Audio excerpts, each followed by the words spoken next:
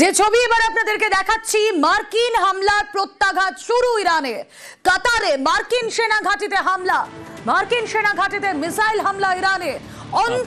অন্তত 6টি মিসাইল হামলা ইরান সেনার।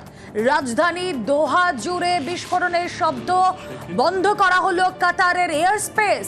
মধ্যপ্রাচ্যের সবচেয়ে বড় মার্কিন ঘাঁটি এই কাতারে, সেখানে অন্তত 6টি মিসাইল হামলা ইরানে। কথা বলবো, সঙ্গে রয়েছেন সহকর্মী অতনু সাপুই। অতনু, ট্রাম্প ঘোষণা করলেন যে ইরানে মার্কিন হামলা চালানো হয়েছে তিনটি পরমাণু ঘাঁটিতে। তারপর ইরানের তরফ থেকে রিটালিয়েশন। ট্রাম্প এক্সপেক্ট করেছিলেন সবটাই বোধহয় শান্ত হয়ে যাবে, ইরান বোধহয় আলোচনায় বসবে, কিন্তু তা তো হচ্ছে না। না, আসলে এক্সপেকটেশনের ব্যাপারই নেই। ট্রাম্প একটা চাপ দেওয়ার চেষ্টা করেছিলেন এরা, যে চাপের মধ্যে পড়ে ইরান যদি কোনো মতে মাথা নিচু করে। কারণ একটা বিষয় খুব স্পষ্ট, সেটা হচ্ছে যে ইরান থেকে আমেরিকার দূরত্ব যতটা, তাতে ইরানের পক্ষে সরাসরি আমেরিকায় হামলা চালানো সম্ভব নয়। কিন্তু আমেরিকার চিন্তার ব্যাপার একটাই ছিল, সেটা হচ্ছে পুরো পশ্চিম এশিয়া জুড়ে বিভিন্ন জায়গায় শান্তি প্রতিষ্ঠার নাম করে যে দূতাবাসগুলো বা যে সেনা ছাউনিগুলো তৈরি করে রেখেছিল আমেরিকা, সেইগুলোর উপর না আঘাত আসে। তো শেষমেশ সেই আঘাতই এসেছে। আল উদেইদ, কাতারের আল উদেইদ, এটা হচ্ছে একটা এয়ার বেস, মার্কিন সেনার একটা এয়ার বেস। সেই এয়ার বেসের উপর এমন ভাবে হামলা চালানো হয়েছে, এয়ার বেসটা একেবারে ধূলিসাৎ হয়ে গেছে, জাস্ট ধুলো হয়ে গেছে। এবং ইরান তারপরে জানিয়েছে যে এটা হচ্ছে সিম্পলি একটা বদলা, যা যা করা হয়েছে আমাদের উপরে তার একটা নমুনা দেখানো হলো, যে আমরা যদি প্রত্যাঘাত করি তো এরকমই প্রত্যাঘাত হবে।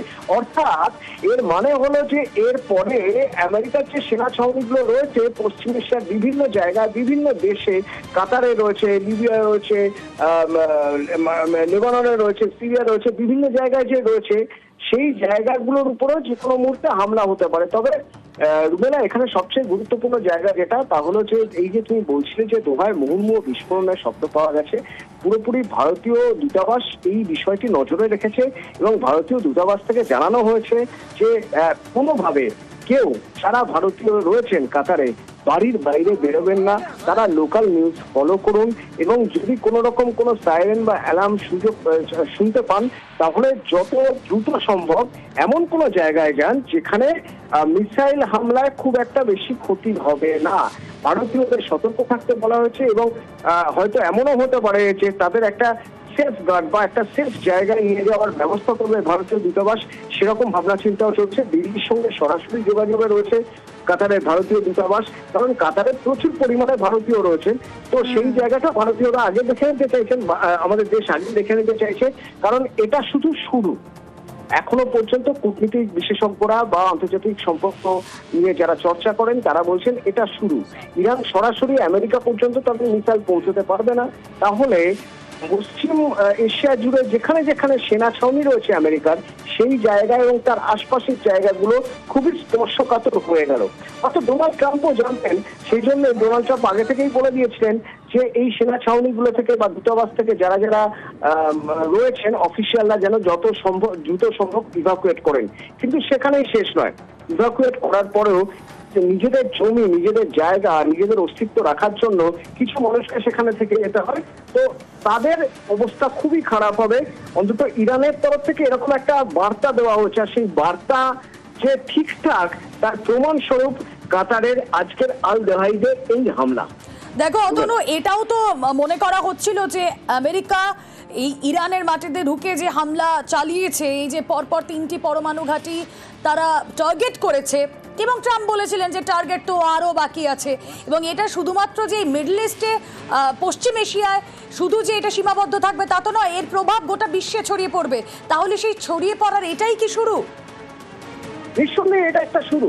এটার 2-3টে দিক রয়েছে যেখান থেকে ইরান রিটেলিয়েট করতে পারে, অর্থাৎ ইরান প্রত্যাঘাত করতে পারে। তার প্রথম হচ্ছে হরমুজ প্রণালী।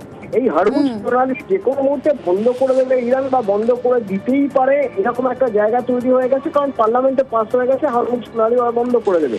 যদি বন্ধ নাও করে, সেখানে আমেরিকার যে কটা শিপ রয়েছে বা শিপইয়ার্ড রয়েছে, সেগুলোকে ধ্বংস করার মতো ক্ষমতা ইরানের কাছে রয়েছে।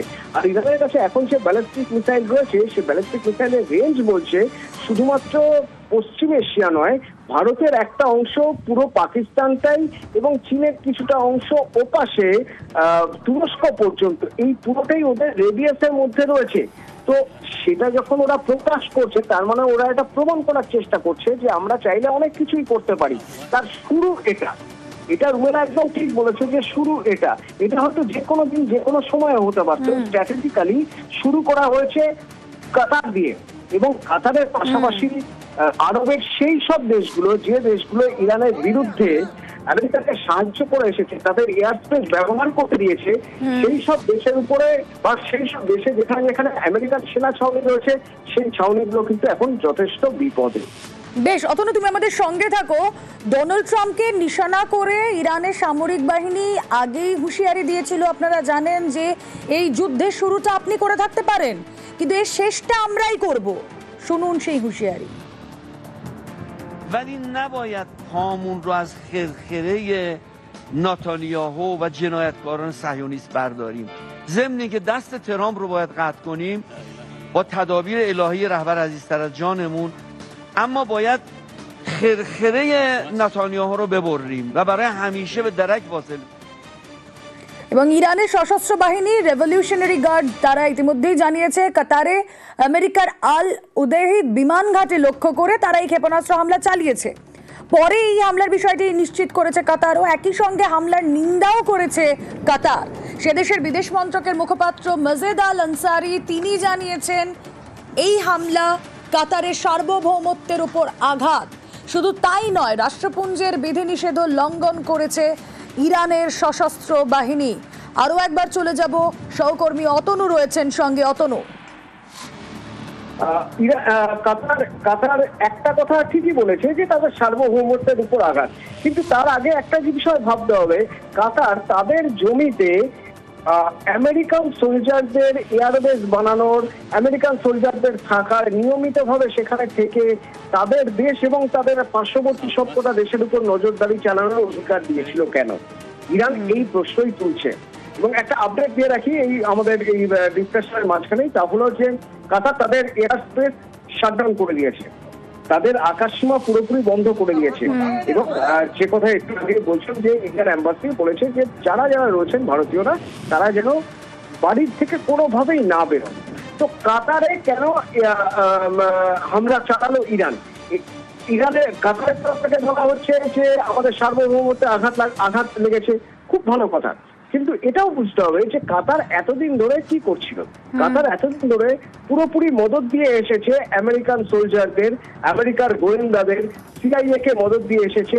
তারা ইরানকে নিজেদের শত্রু বলে মনে করেছে। যখন অন্য একটা দেশের প্রতিনিধিদের নিয়মিতভাবে আমার ঘরে থাকতে দিচ্ছি, তারপরে তাদের উপরে যখন আঘাত আসছে, তখন আমি বলছি আমার সার্বভৌমত্বে আঘাত লাগছে। এখানে বোধহয় কোথাও একটা দ্বিচারিতা রয়েছে।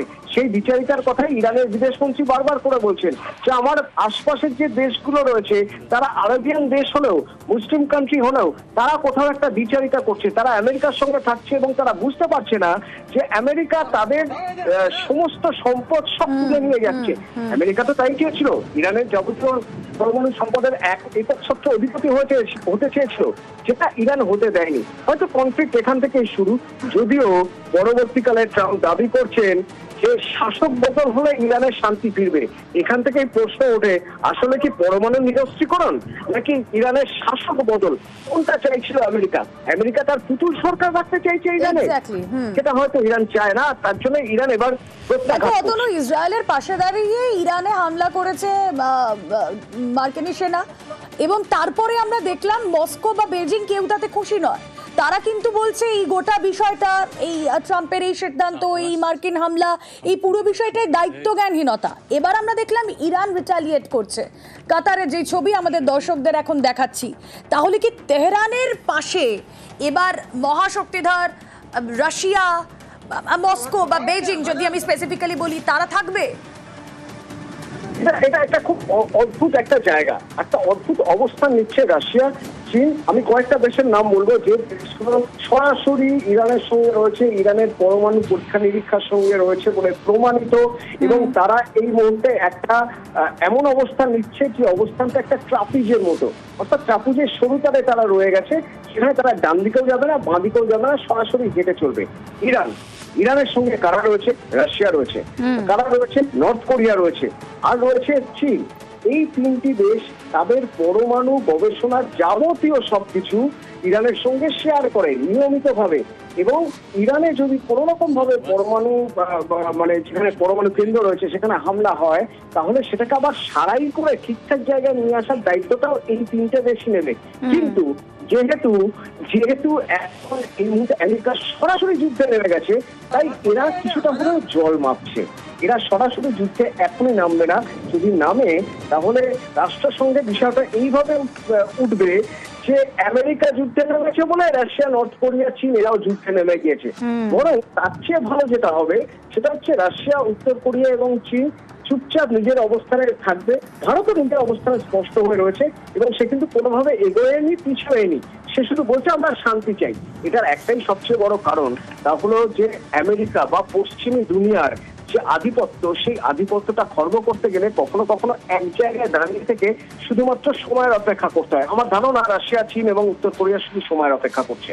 বেশ অতনু, অবশ্যই এই দেশগুলোর কি অবস্থান এই প্রেক্ষিতে হবে। যে ছবি আমরা দেখাচ্ছি, তুমি আমাদের সঙ্গে থাকো, যে ছবি আমরা দেখাচ্ছি ইরানের হামলা, মার্কিন হামলার প্রত্যাঘাত ইরানের। কাতারের ছবি আপনারা দেখছেন, যেখানে মার্কিন সেনাঘাঁটিতে হামলা, মার্কিন সেনাঘাঁটিতে মিসাইল হামলা ইরানের। অন্তত 6টি মিসাইল হামলা ইরান সেনার। রাজধানী দোহা জুড়ে বিস্ফোরণের শব্দ, বন্ধ করে দেওয়া হয়েছে কাতারের এয়ার স্পেস। মিডল ইস্টের সবচেয়ে বড় মার্কিন ঘাঁটি কাতারেই, যে ছবি আপনারা দেখছেন।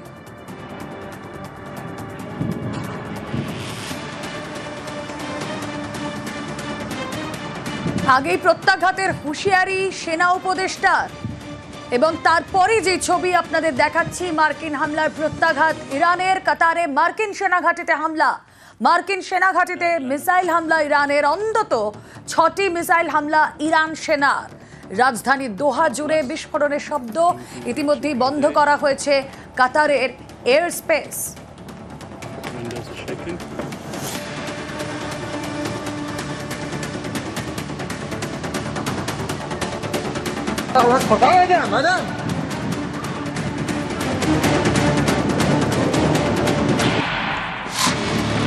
কাতারের সার্বভৌমত্বে আঘাত। ইতিমধ্যেই কাতারের তরফ থেকে যে দাবি করা হচ্ছে ইরানের এই হামলার পর পাল্টা প্রত্যাঘাতের হুঁশিয়ারিও দিচ্ছে কাতার। ছবি দেখাচ্ছি আপনাদের, ইরানের হামলা আটকানোর দাবি করছে কাতার। কাতারের সার্বভৌমত্বে এই গোটা বিষয়ে আঘাত এনেছে বলে তারা দাবি করছে। ইরানের মিসাইল ধ্বংস করার দাবিও করেছে কাতার। এই খবরেই আমাদের নজর, তার আগে হেডলাইন্স।